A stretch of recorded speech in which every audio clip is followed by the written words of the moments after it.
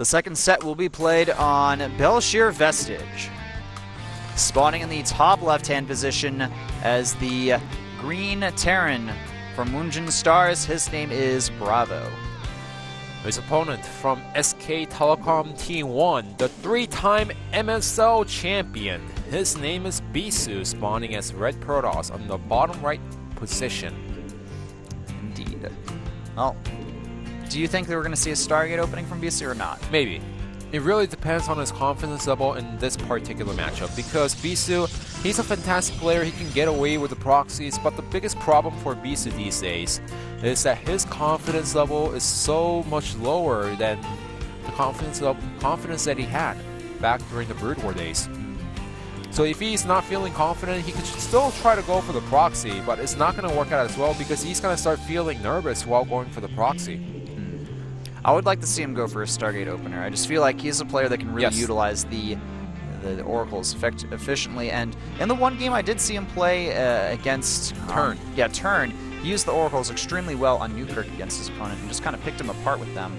So that's why I'm really eager to see his oracle usage once again.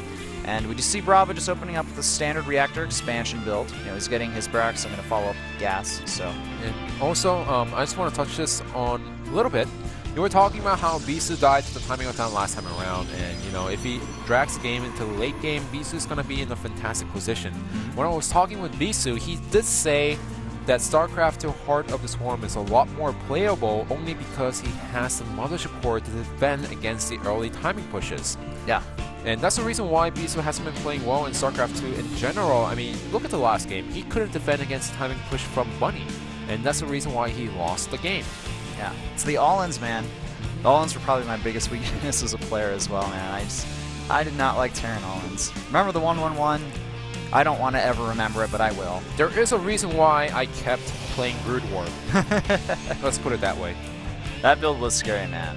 Really scary. In fact, there was a joke saying, if you did not win against a Protoss player with a 1-1-1, then the Terran player is doing it wrong. Yeah, it's like they're not bad though, they're just doing the build wrong. Yeah. We're harping on Terrans a little bit too much right now.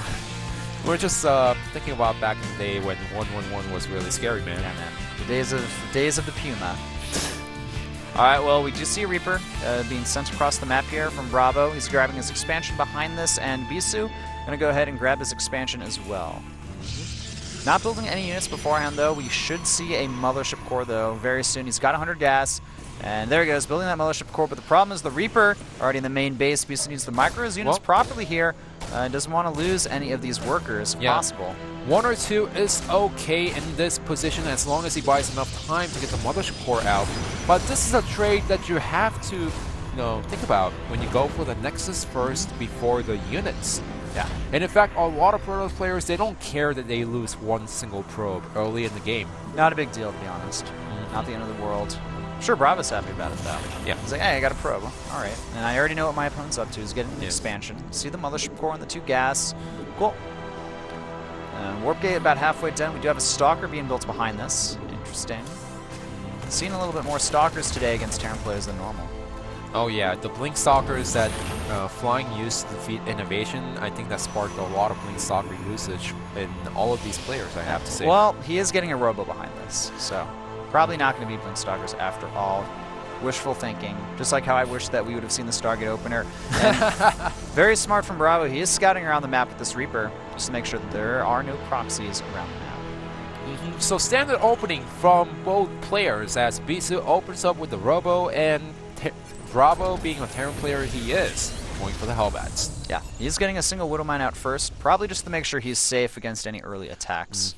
And once he realizes that he is safe against early attacks, he's going to go into the Hellbats right away, while also using the Widowmine to go for the drop. He's getting a Starport behind this. Good amount of Marines out as well. And Bisu getting 2 additional gateways. He's pretty much playing the safest build, though, so the attacks probably won't do too much damage as long as his defense is good. The Reaper sees the Robo. That's going to help him out a lot, and he should be able to spot these 2 additional gateways. Everything is going to be in the know for BrAvO here, but he is going to eventually lose the Reaper. It's certainly done its job, though. Now, Bisu needs to know what his opponent is doing, because if you don't squeeze on enough units in time, the Hellbats are going to rip apart on every single probes that Bisu has right now. And given the opening, Bisu is going a little bit more like Wings of Liberty style. This is fantastic against the 3 racks after Command Center opening.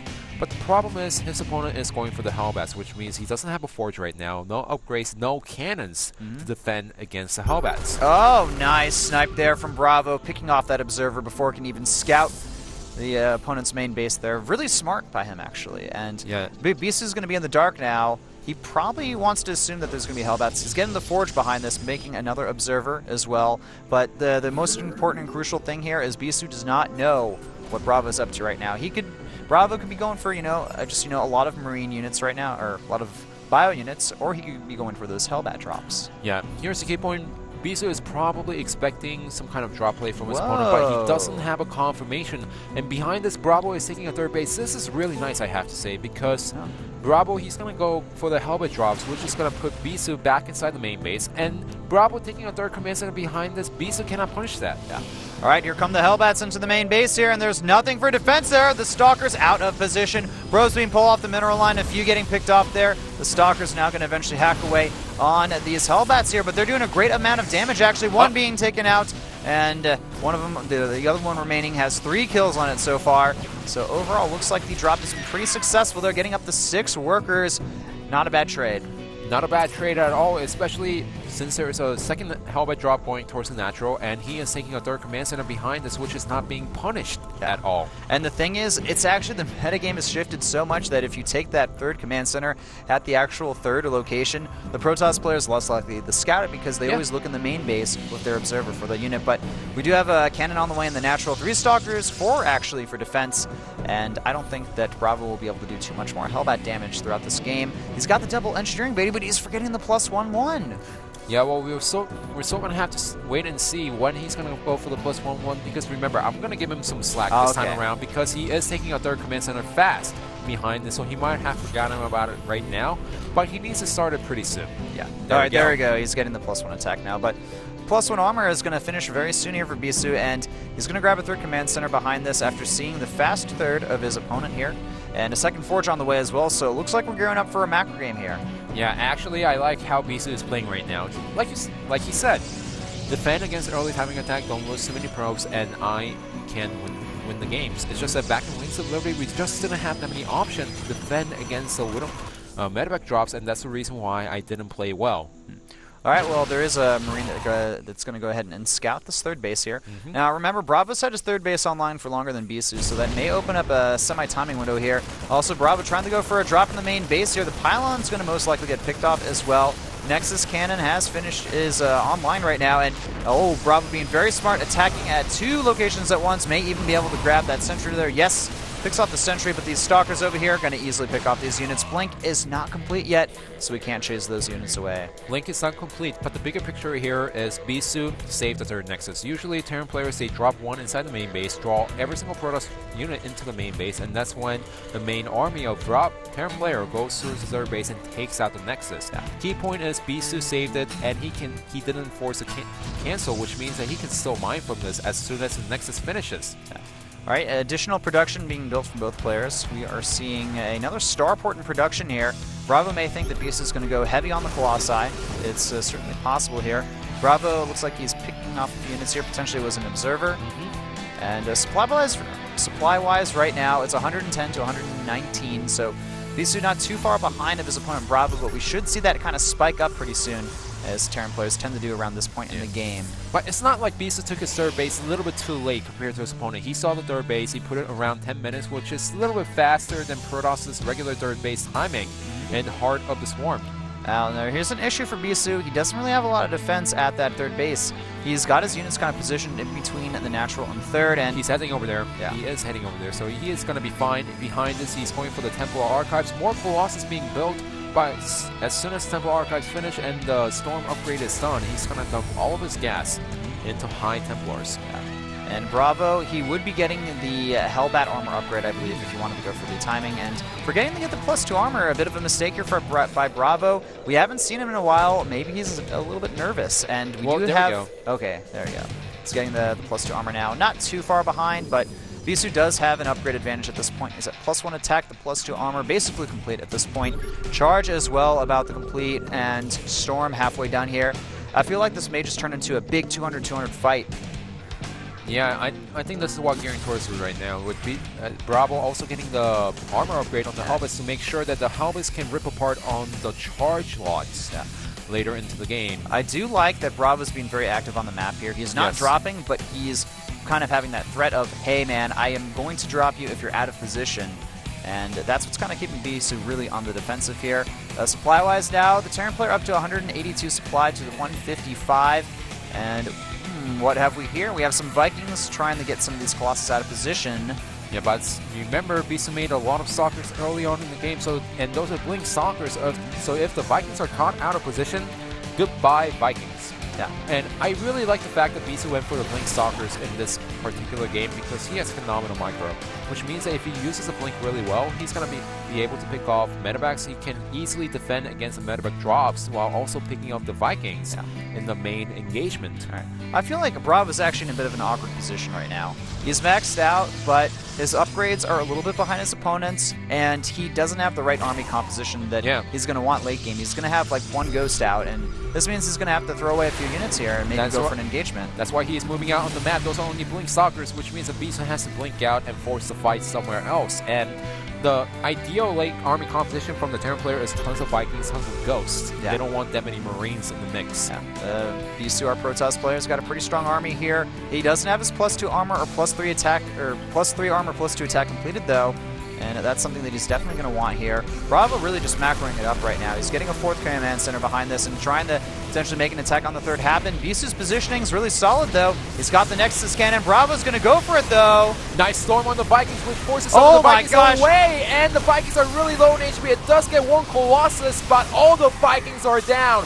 However, the Sarge are not aiming away, but the storm is perfect on the Marauders, and his opponent BrAvO just forced away. BrAvO's micro there actually was not great at all. Excellent storms, though, from Bisu, and with that, we do see Bisu grabbing a pretty nice supply advantage, 171 to 151. His +3 armor, his +2 attack is about to complete here. I think we could see a potential counter timing from Bisu, and as long as he handles it properly, I mean, I can totally see him taking out this game, and he can easily prevent the 4th base from mining here as well. Yeah, remember, this is where Bisu's understanding of the game needs to shine right now. And he spots the drop, going to easily pick that off as well. And this is going to prompt Bisu to attack into his opponent's main base, knowing that there's not going to be any counter drop inside the main base at the natural or the 3rd base. BrAvO realizing that there's no way that 4th base is going to stay alive. He's lifting it up and sending it away here. Now the Vikings could get in a good position here.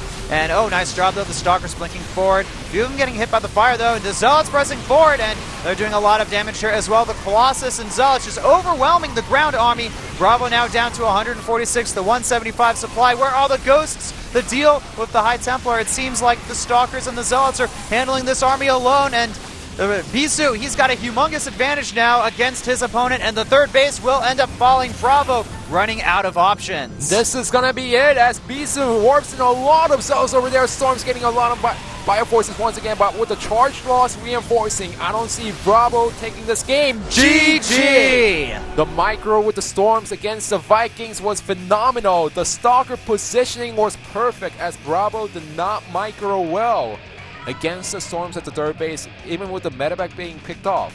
That was enough for Bisu to go for a counterattack, and I really love the decision. Some Protoss players, they try to sit back on the 4th base again and gives Terran players enough time to come back into the game, but Bisu smelled blood, and he knew that he could have won the match if he pushed forward. All right, so the score has been even out 1-1, and the next match is going to be SOS versus Parting in the next set. Don't go anywhere, guys. We'll be back after this short commercial break.